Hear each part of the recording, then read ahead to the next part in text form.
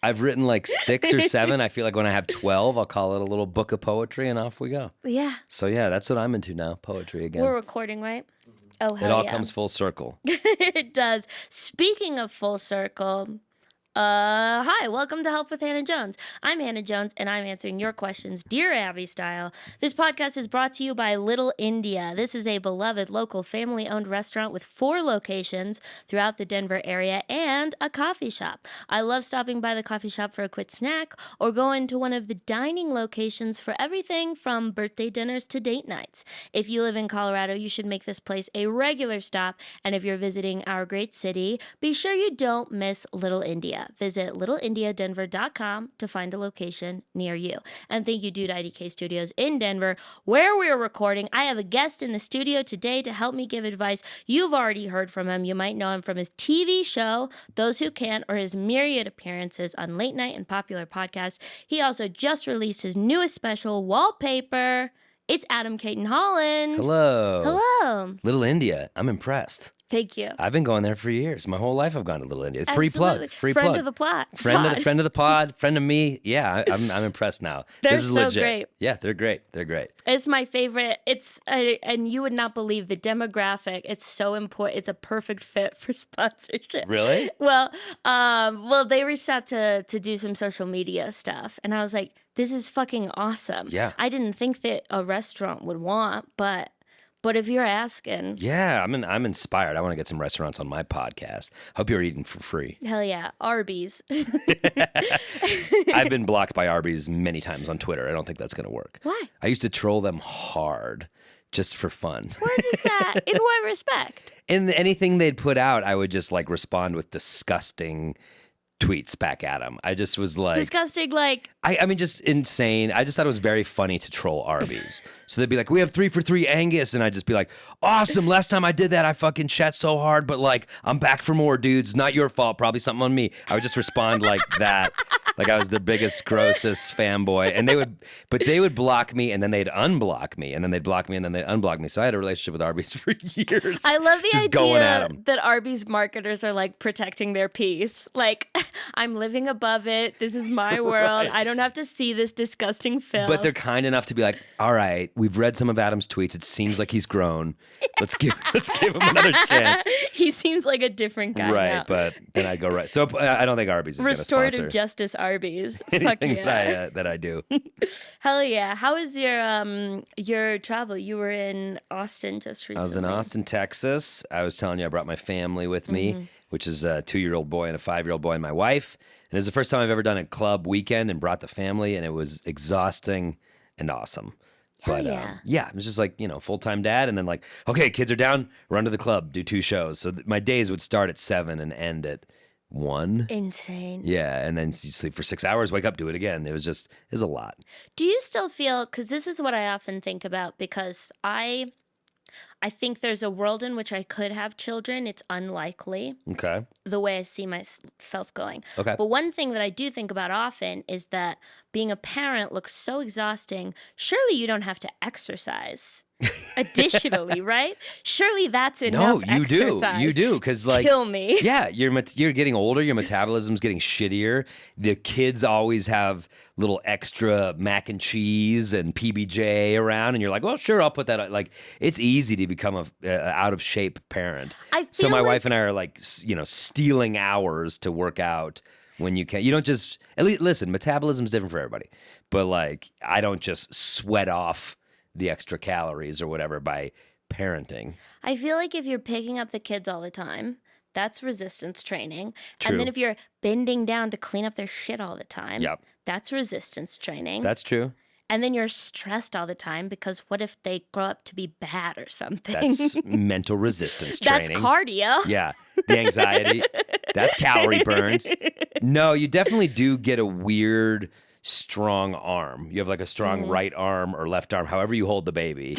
It's just like this weird clenched, You get all puffed very on that strong arm. side. Yeah, and it's just, I mean, you can see it's like a dad arm. It's just stronger on the left side because I always hold my little guy there. But that's Wow. going away because now they're walking on their own and stuff. That's so. like there's the girl on the internet who went viral because she breastfed mostly with her left breast and it got so much bigger. Then she just started doing jokes with it. Great physical comedy gag. See, I mean, the kid thing really does sell itself. And then she had Drake on her podcast, so Just by getting one big boob. And that's all it takes. it was a direct, and that's literally her story. Drake's like, Bobby yeah, okay, Altoff, that's my brand. She had one huge tit, and then she interviewed Drake. Yeah, I mean, that's like the American story. It really is. And a lot of people think the American dream's dead. And I'm like, well, look at that girl who got Drake with the big boob. She's the Rockefeller of our generation. It's very bootstraps. Was he the one who was like self-made? Drake? Rockefeller, sorry. Truth is, I don't know about either one. But let's just say yes for both and see if anyone fact checks us. Fair enough. Yeah. Okay, so for my holidays, something I have to get off my chest. I went Is my to... one giant boob. I went to a Christmas gathering, 4 couples, 8 people, hosted by a close friend. Okay. I said, what can I bring? We're doing fondue for mains, for the main dish. And she was like, dessert. My immediate thought is, okay, dessert duty. I am locked in. Dessert is my chore. I have to feed 8 people a great dessert. I immediately start realizing that my December was woefully overloaded and underplanned. So by the time Christmas approaches, I'm crazy burnt out and have a fuck ton to do. And dessert ends up not being something that I like to cook theoretically. I'm not a baker. Okay. But I did intend to put effort into it. Okay. Christmas comes around, it's not happening. I'm like in the grocery store on like the 23rd, like lost in the crowds, getting jostled around. And it's tough because my boyfriend has a nut allergy, so it has to be nut free, which a lot of desserts aren't. Yeah, for sure.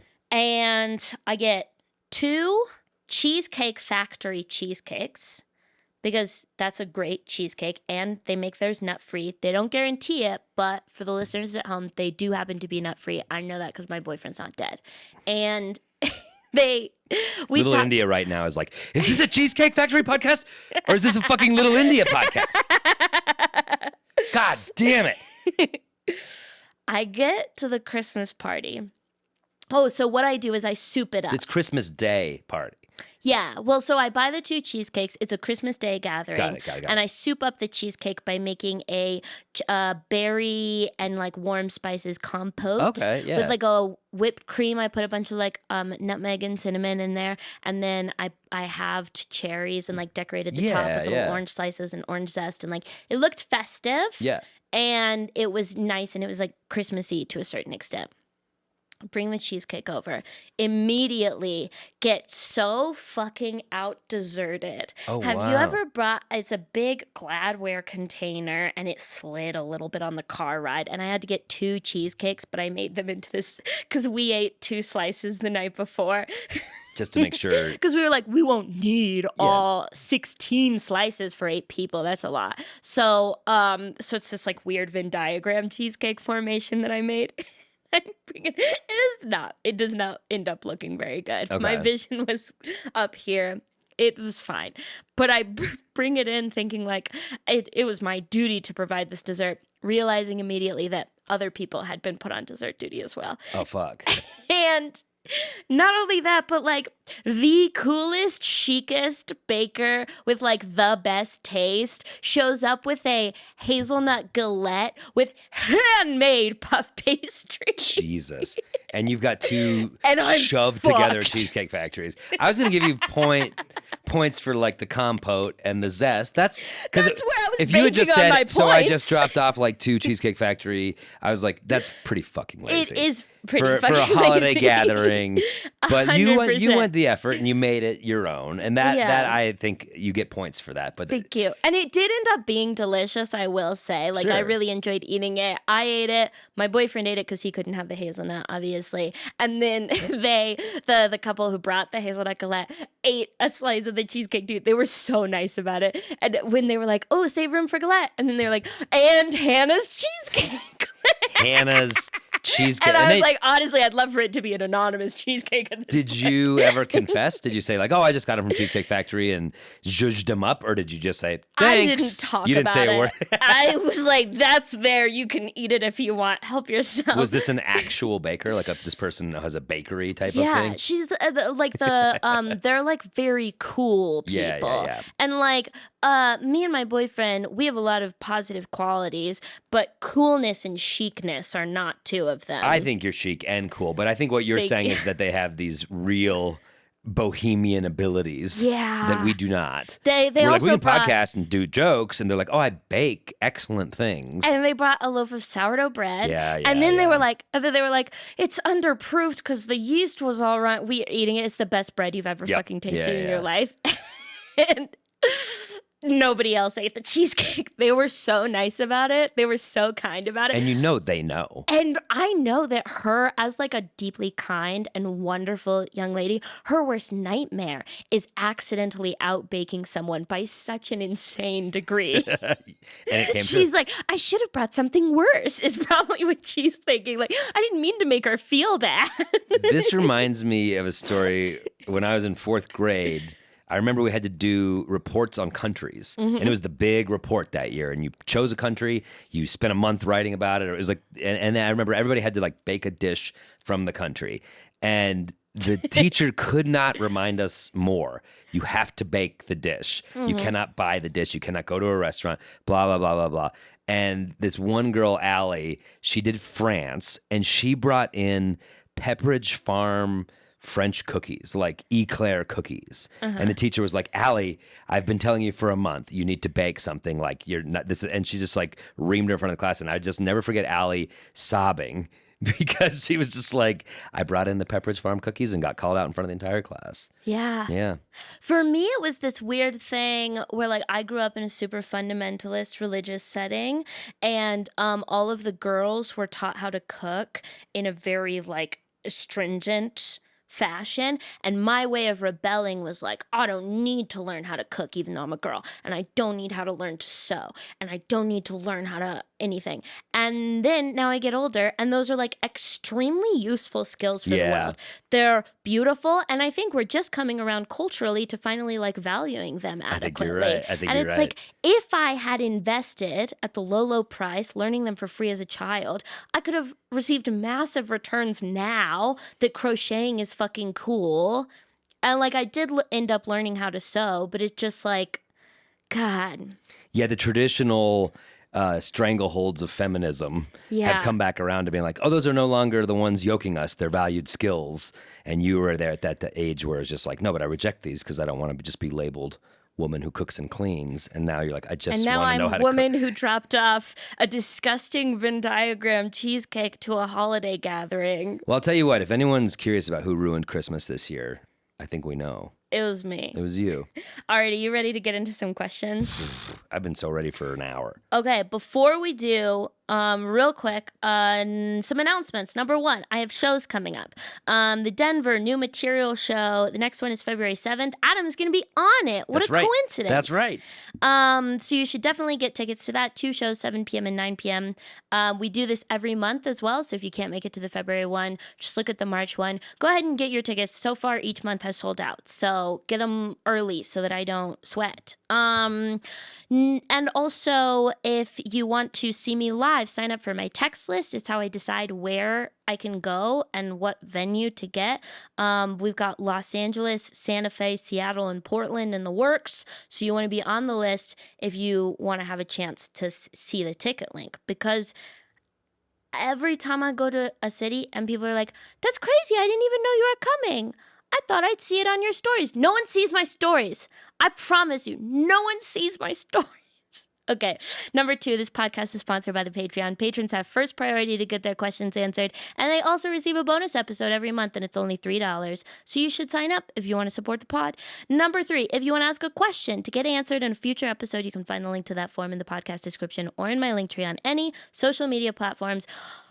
Ready for question number 1. Yeah, you nailed that. You're very good at that. Thank you so much. Yeah. Reading aloud. Yeah, one but of quickly my main skills. and clearly you enunciate well. Thank you. Yeah. So here's a question. I recently started dating and I'm having difficulty starting conversations. I'm not the most socially adept person, but I'm passionate about many things like film, games, sociology, science, politics, etc. And if someone starts talking about anything, I can usually have a back and forth. I love talking with people given the opportunity, but that doesn't always translate well on dates. In my mind, I worry she may not find what I have to say is interesting, and then I'll have to think of something else that's funny, smart, and engaging, or else the date is a bust. And while my mind is racing, trying to think of something, I look like I'm spacing out. Maybe I haven't gone on enough dates, but it feels like I have to initiate and lead all the conversations, or else we just sit there in awkward silence, and that's happened a few times. What would be your advice on initiating conversations on dates? And could it be that the type of women I go on dates with are more shy and reserved? How does one find boisterous women?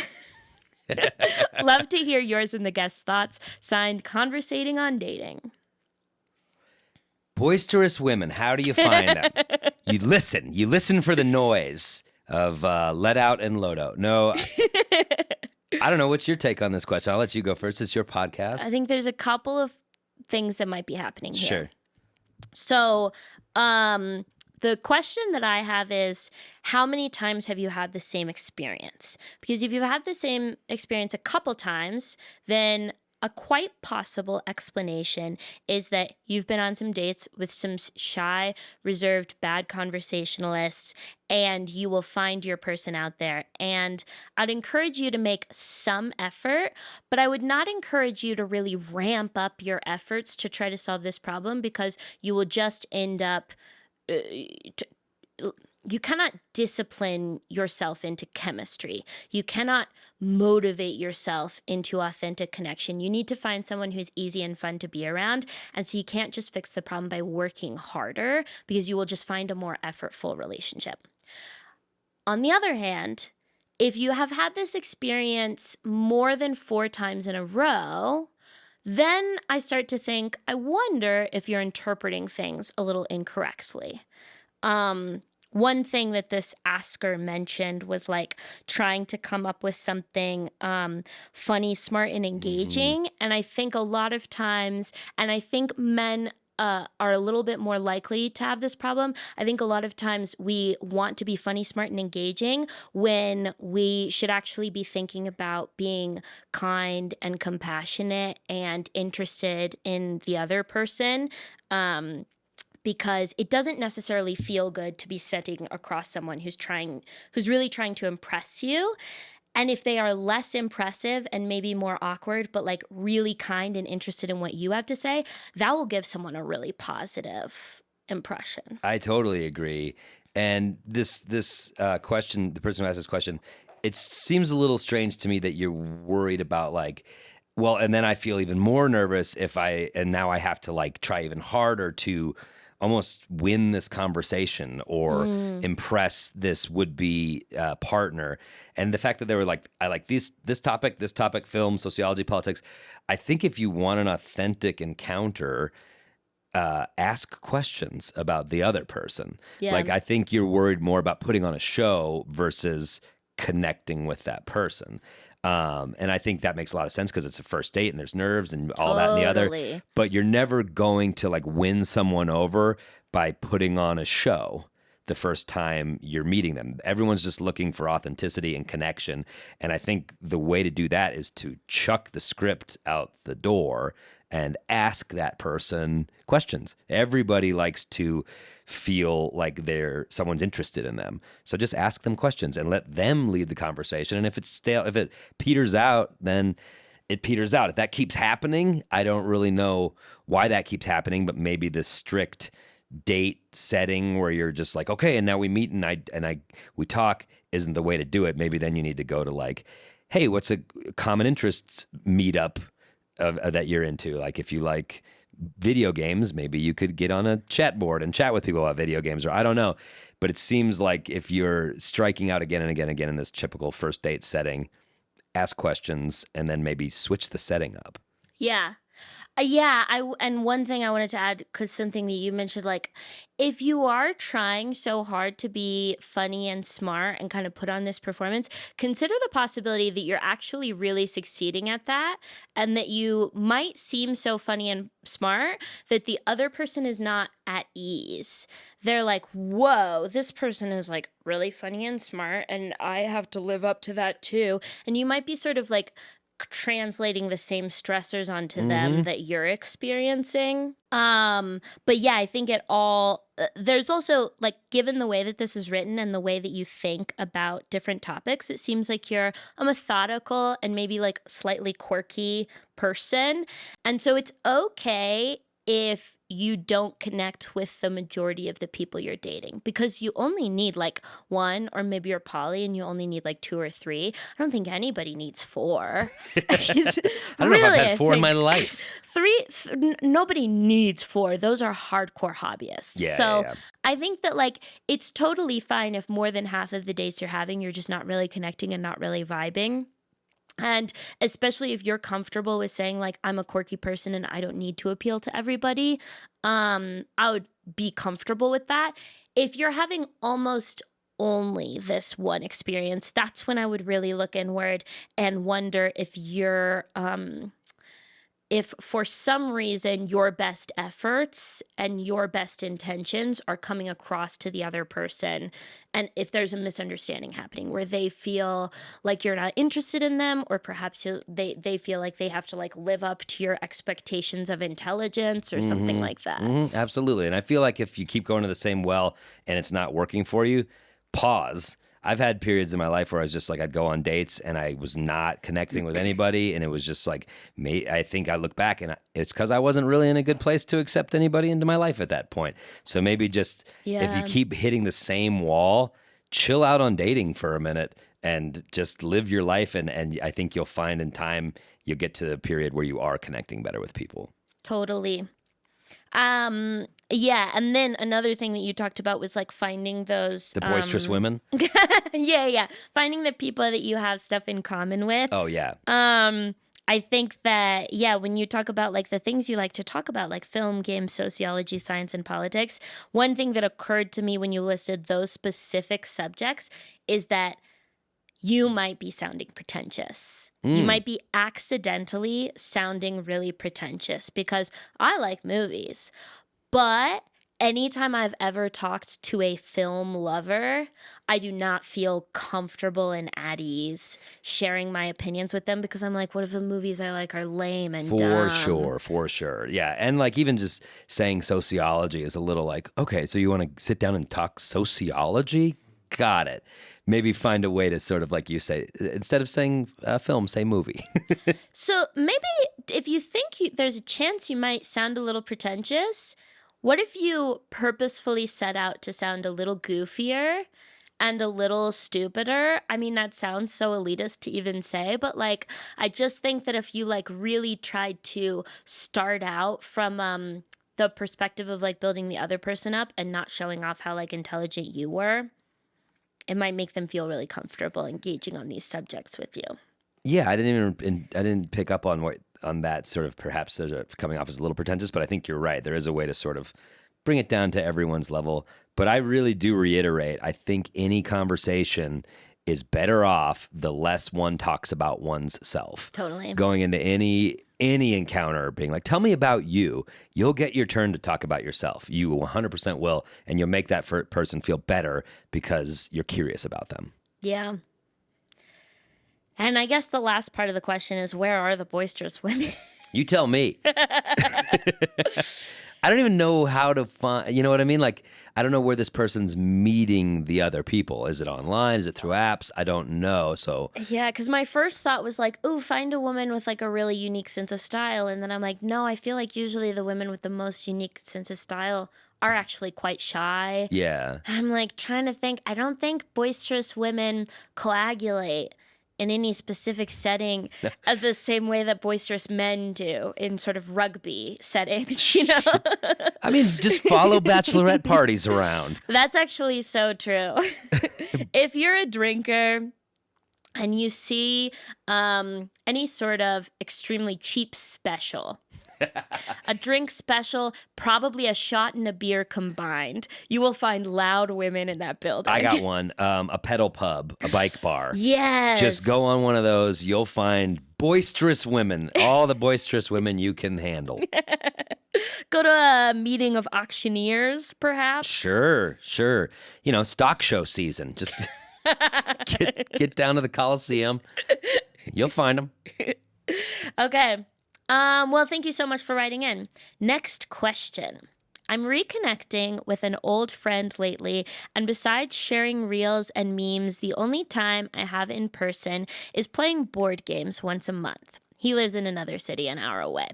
Talking is nice, but once he gets into the game, he becomes a huge douche and is extremely loud. For example, yelling, "Boom, take that," or targeting me exclusively in the game.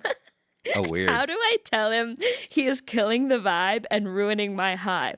Our other buddy agrees he is too loud, but doesn't want to say anything and ruin progress made in our efforts to reconnect. Signed, Stoner Bard. Wow. This is the question that has everything. I don't like board games. Yeah. I like them in very specific settings. I think they can really be fun. But the majority of the time, a board game is terrible for the vibe. I feel so bad for my wife. She loves board games, and I hate fucking board games. Is she great at board games? Yeah, she's good at them. Like, Yeah. But she just needs a more fun husband because I never want to do it. We've found one board game that we play with friends called Wingspan. I'm a big bird watching nerd, and this is a big bird game. And we have two friends who are like drinking buddies, and they come over and we drink and play this one game. And it's the only game I've ever enjoyed in my life. And they're always like, "Hey, you want to play another game? It's like this." I'm like, "I don't want to play any other game. This is the only game." She's like, "I love games. With my fucking weirdo husband, I had to buy him this fucking bird game just so he'll play a game like a normal person." It's my gateway drug.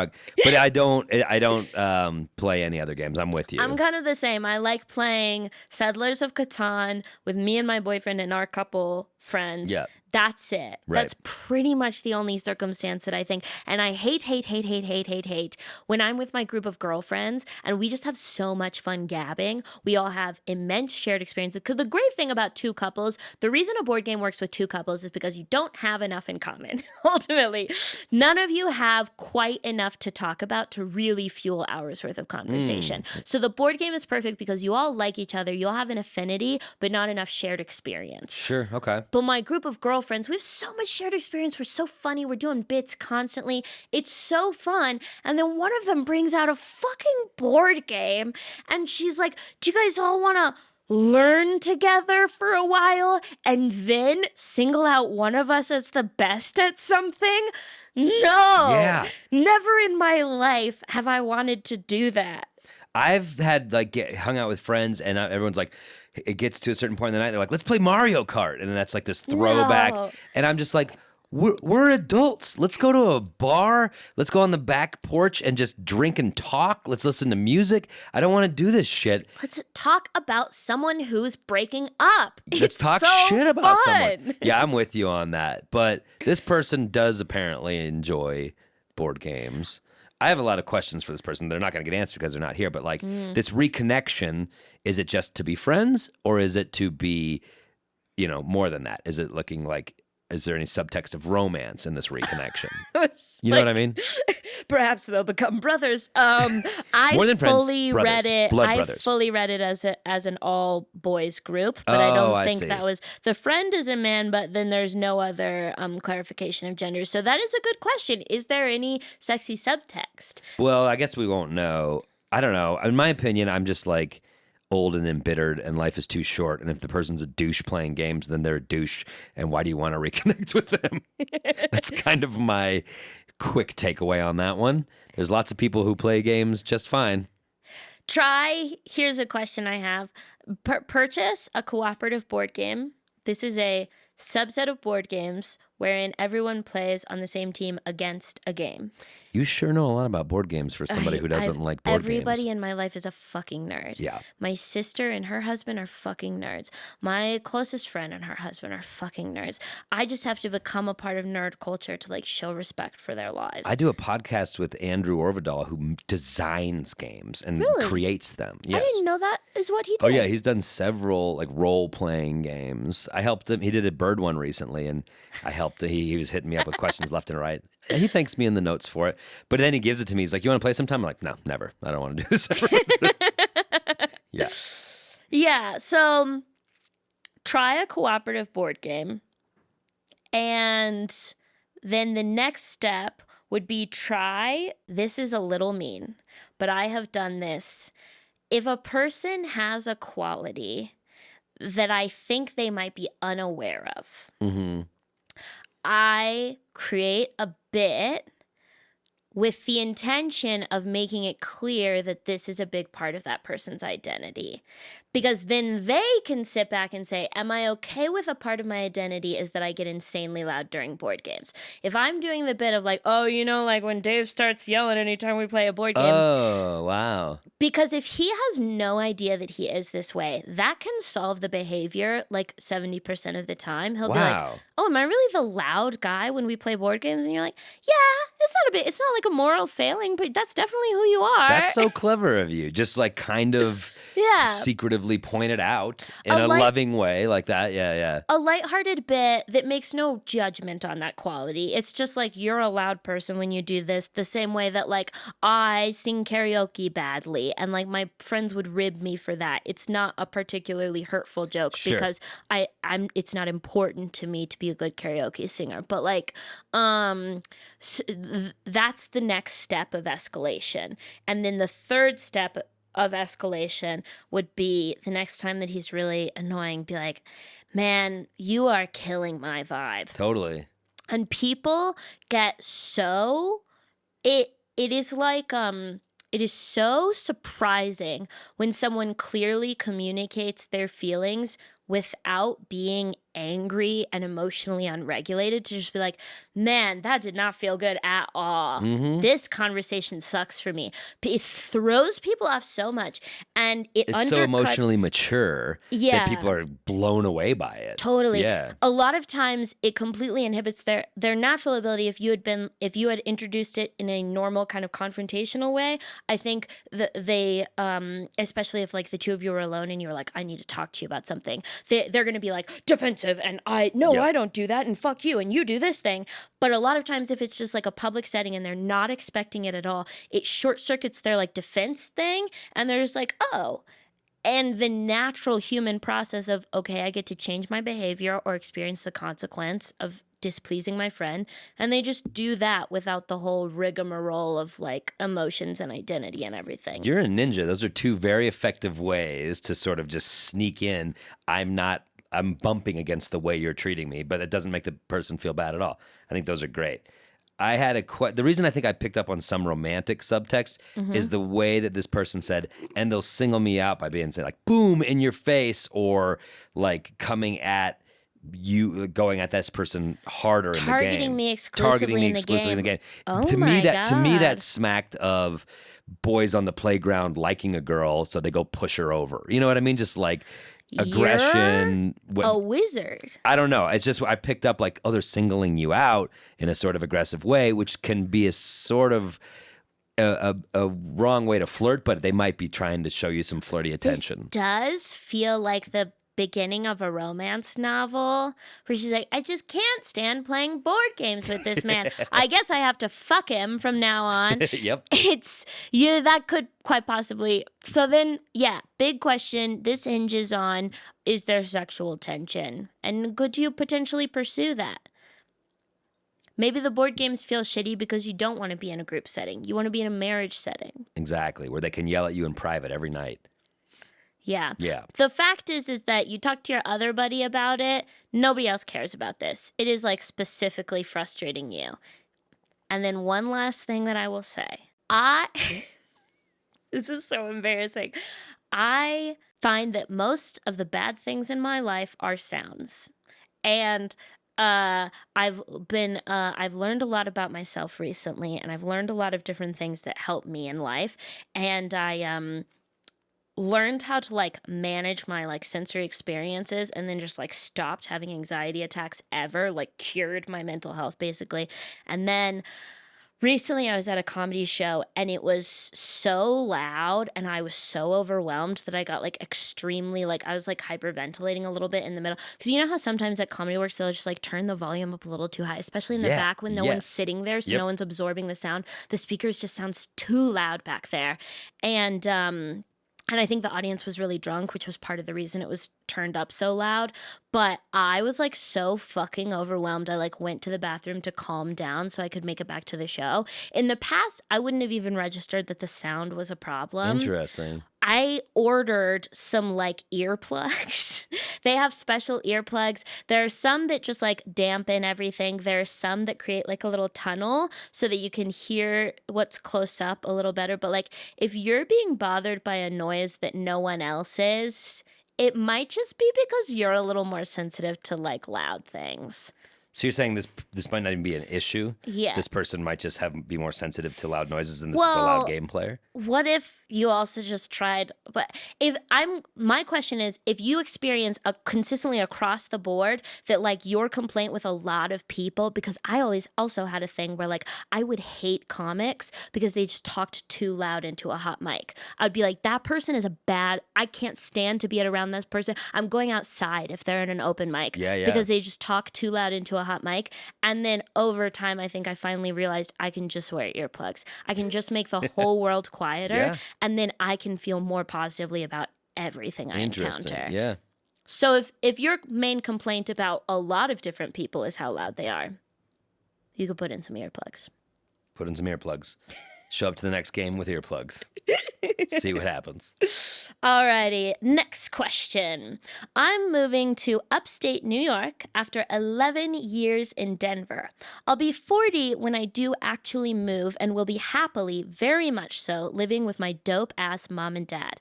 I'll be gainfully employed in an academic library as a data curator. Sounds gaucher than it is.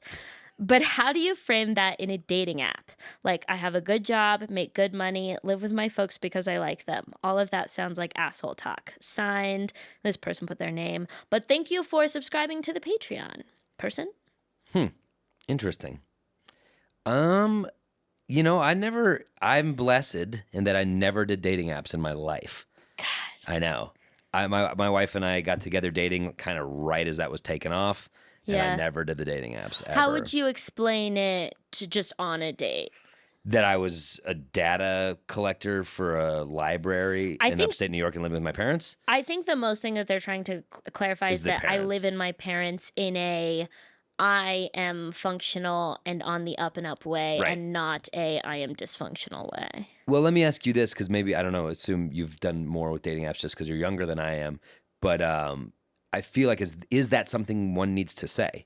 No, I don't think so. Right. I think that you could, if you were, if you weren't if you were really quite scared of it coming up on a date and the person having a slightly judgy reaction, and you're like really scared that that will make you so sad and be an emotional experience you don't want to have. I think that's the only reason to put it in like the byline of your dating app, is because it prevents that interaction. For sure. So if you're worried that's going to be something that hurts you down the line, just up front be like, live with my parents by choice, they rule, whatever, and then you don't have to deal with it. But I feel like if you are as cool and secure with it as you seem to be, which is fine, I think you don't owe it to any potential partner to let them know up front, like, you know, a date or two in, when you like the person, be like, oh, I'm living with my parents, they're great, it's not an issue for me, I just moved here and I don't want to move on my own quite yet, or whatever. Then tell them once they're worth your time. But you don't owe anything to these strangers. Totally. I feel like at some point on the first date, usually for my age group, like roommates or like living comes up. Like if you bought a house, you're probably like proud of that. Sure. And want to talk about the experience of like working hard and buying a house or whatever. You could just be like, oh, I do have roommates. my parents are really fucking cool. Right. And probably even your relationship with your parents might come up earlier than that. I feel like you'll be asked about your family and just say, yeah, my parents are so fucking cool. I actually made the decision to move back in with them. I didn't even need to. I just really like living with them. And we get along really well. It It's makes also me super very happy. European. It's very European. Yeah. Stay with your parents till you're married, pretty much. Absolutely. So just say you're Euro. Euro in the sheets. And I would say that American in the streets, Euro in the sheets. I think that's the quickest way to say that. it's there's a certain level of like unavoidable. I'm not judging you for this. There's a certain level of judginess here to be like, I'm the good kind of living with my parents, not the bad kind of living with my parents. And so I'd potentially open your mind up to the possibility that like, yes, a lot of people who are gainfully employed want to find another partner who's gainfully employed, especially if your future involves financial goals together, like family planning, stuff like that. But just, I think that, yeah, just let it come up organically. And you could put gainfully employed in your bio, but I don't think you need to clarify your living situation. It sounds to me like this person's got a lot of cool stuff going on. So just rock that. And it sounds like you're also proud of the fact that you don't care that you live with your parents. So I agree. You don't owe that to anyone. I don't think you need to put any of that in your dating bio. You bring that up with people as you're ready because you've got a lot of cool shit going on. Yeah. So just go rock it. Congrats. Okay. Last question. Last question. Your Patreon people give such good questions. They really they're very do. specific and interested. Yeah, it's They're good. cool people. Yeah. Okay. I'm a guy who works in a stable office job, but feels fulfilled working on different creative projects like filmmaking, experimenting with new recipes, music production, etc. I'm not amazing at any one of these things, but I really enjoy working on them. Jack of all trades, master of none, if you will. For the past month, I've hit a midlife crisis of sorts and feel as if I'm just wasting my time, as none of the things I do are good enough to make money from it. When I look at what hundreds of other people are doing on Insta, TikTok, etc., I know I'm not nearly as good as them, and it makes me question what's the point of pursuing these endeavors. As you are someone in an artistic field and doing very well for yourself, do you ever feel inadequate? If so, how do you resolve that? Should I just get good? Happy New Year. Wishing you an awesome 2024. Signed, Jackie Daytona. Thank you for subscribing to the Patreon, Jackie. Wow. A lot going on there. Yeah. Why I'm don't you go so first? curious how old you are. You said a midlife crisis, but a lot of people will be like, I had a midlife crisis at 27. Because I feel like when you are very young, it is really sold to you that it's important to be great at something. It's important to be the best at something, because I think every parent is just like sitting there with this like crippling fear that their child won't succeed in capitalism, because not everybody does, and our country doesn't take care of people who don't. So the best way to be sure your child will succeed in capitalism is if they are inordinately good at one thing in a monetizable way. Yeah. And I feel like the older that you get, the less there is any particular honor, because anything that you were especially good at that was a creative endeavor just becomes work. And all work, the older you get, gets more similar to other kinds of work, in that there's a little bit of fun part and there's a lot of bullshit, and you're not making as much money as you want to, and it just all kind of becomes the same. And so I am kind of shocked that at like a midlife crisis, in my mind, being really good at one specific thing just like stops being cool. What do you mean? Like, I think that at the age that I'm at and in the community that I am in, it is cool when people have hobbies that they dabble in. Sure. And especially when those are far-reaching hobbies, because they make them the coolest thing you can be at my particular age in the fucking NPR Denver community is like a good dinner party guest, you know? Okay, got it. Like, got it. you try new recipes, you're like moderately, you have a moderate expertise in a variety of things that allows you to connect with a lot of people and talk Sure. about interesting things. That to me sounds like the coolest thing you can be. It's so shocking to me that someone would experience that variety of experience as like the thing they're insecure about. Absolutely. I'm also curious about this person because they say they have a really good paying office job and then their hobbies are these creative things. But then they're asking, should they stop doing these creative things because they're not going to make money off of them or they're not as good as the people on Instagram? I guess my question for this person is, are you doing these creative things to try to pursue them in lieu of their office job? Or is this just sort of how you blow off steam? Because if I feel like if that's the case, that's the coolest shit in the world. To me, there's nobody cooler than like, oh, I got this office job, but it's not what I'm crazy about. It pays the bills, but I also do these things that really make me happy. And I'm not pursuing money or growth or advancement with them. I just have a creative tick, and so it helps me to create. Like my uncle is like one of the coolest guys I know. He's flawed in a lot of ways, but he's just like this carpenter, and he's this bohemian chef, and he's a painter, and he's like the best painter I've ever seen. I mean, his paintings are so good. My dad is the son of an art dealer, knows a lot about art, and he's like, Lauren could be huge, but he's like, doesn't give a shit. He just goes out and paints all the time and gives his paintings away, and we all have them in our house. And I'm like, to me, there's nothing cooler than that. It's his hobby, and he's good at it, and he never is trying to pursue it financially. And I wonder if this person could get to that place or wants to be at that place, because I feel like that is in a way more satisfying than pursuing it financially and jumping fields right now. 100%. Yeah. If you pursue it financially, it just becomes work. For sure. And also, I mean, like, I don't want to shit on anyone if this person's looking to jump fields, hey, go for it, but jump in all the way. There is a sacrifice. You and I don't have steady paying office jobs because at some point we're like, okay, I'm taking a leap of faith on myself and hoping my creativity will be my life and will provide for my life. And I've spent the last 20 years doing that. And like, it's working, but knock on wood, I hope it keeps working. So, to this person, if you got a good thing financially going and it's not driving you crazy, who cares if you're good at the creative things as long as they provide you some sort of relief? Yeah.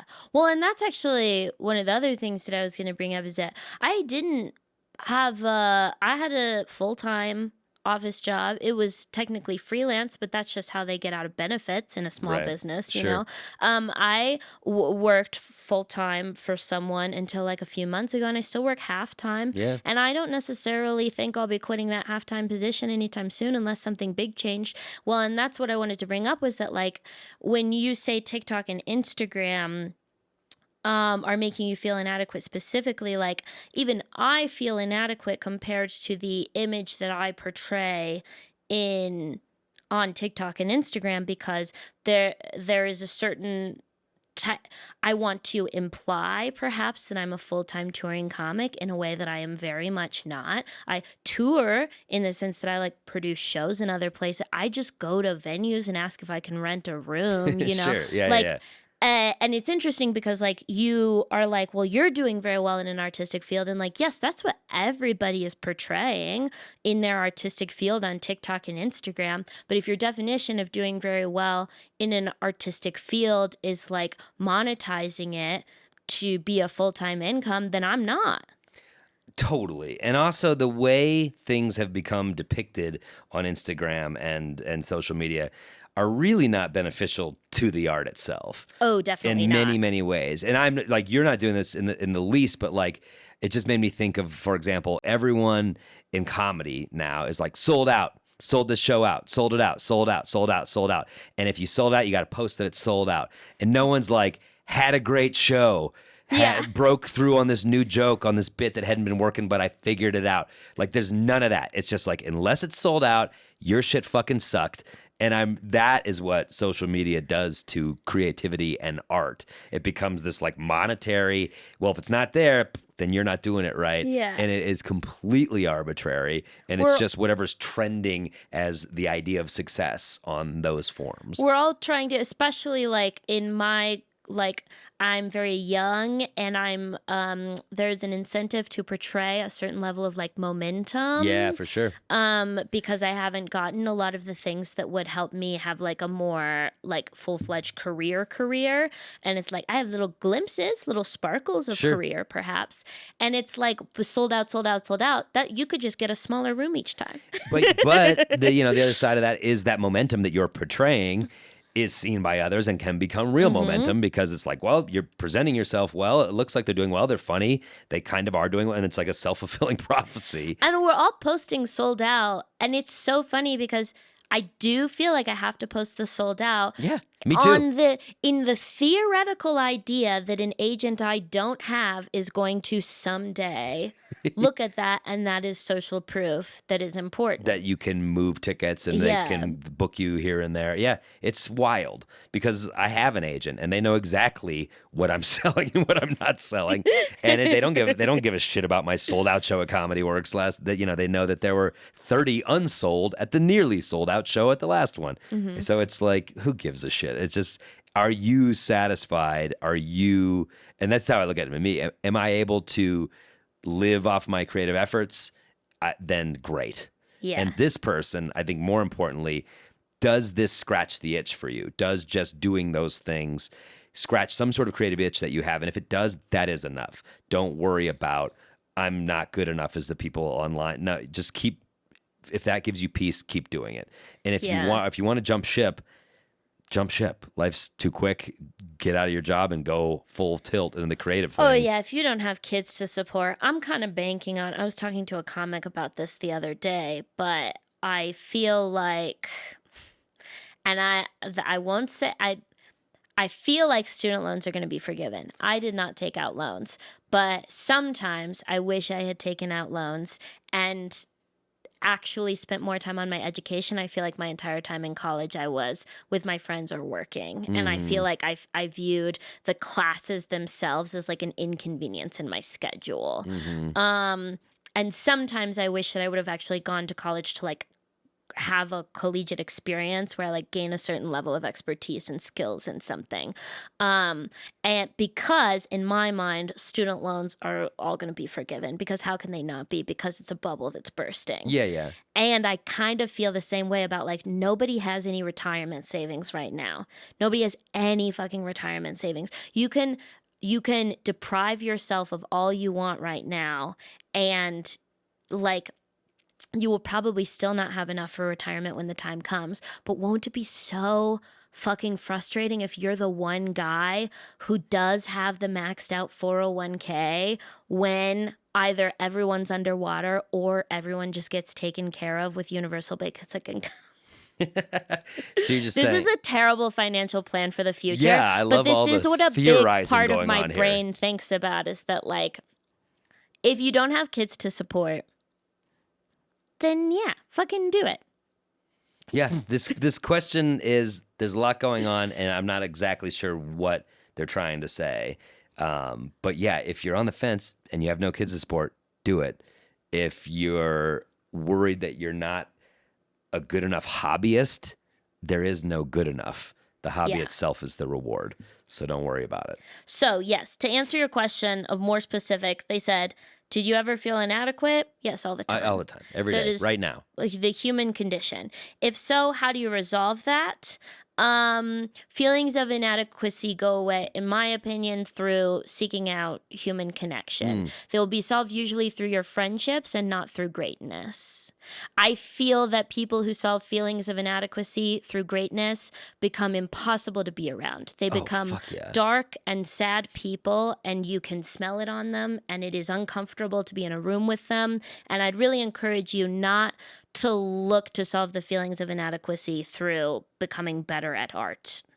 That's very well put. Also, feelings of inadequacy are not the worst thing ever. It makes people normal. Like, we all have feelings of inadequacy. I prefer that to feelings of like grandiosity. So there is. I prefer the feelings of grandiosity. Do you? I love them. They're pretty good. If I had to choose between the two feelings. I think the feelings of inadequacy can drive you to do really cool things. I think they're part of being a well-rounded individual, but I do too. It's hard when they feel like they're I feel like you can really feel like you're drowning in them. I guess these are two. Like, I like seeing a comic who's so good. I'm like, oh my God, I got work to do. That to me, it can be very motivating. But I agree. If you're drowning in feelings of inadequacy, it's not helping anything. It is so fun like I always say, when you see like a really great comic, there's two main feelings. It's like, I will never be that good, but I want to spend my whole life trying. Totally. Like, It's inspiring. yeah. And so I love that feeling. And then should I just get good? I think that you should follow the bliss of your art to wherever it takes you and to the end of that road, because I think that discipline and hard work is often its own reward. So I'm not saying that you should just like only do, I think it's like very fun to really push yourself and really challenge yourself to get as good as you can possibly get at something within reason. But I don't think you should pressure yourself to monetize your art form right now. The job market's bad. Keep a good paying job if you can. I would agree with that. But fucking take out your 401k and get a sports car. Thank you so much for being here. Thanks Adam for having me. Clayton This has been a lot of fun. Tell the people where they can find you and where they can find your new special wallpaper. Yes, you can find me at Cayton Holland, CaytonHolland, on all the socials. And my new special wallpaper is out for purchase right now. It's free to the world on January 18th. And it's at 800 Pound Gorilla YouTube channel. Follow me, you'll find it. Yeah. Yeah. And I'm at Hannah Jones Cool on everything. Please subscribe to the Patreon, patreon.com/Hannah Jones Cool, if you want to support the podcast and ask questions. We love getting more questions from you. The link to do that is in the description in my link tree on any social media platform. Thanks for tuning in. Have a great day.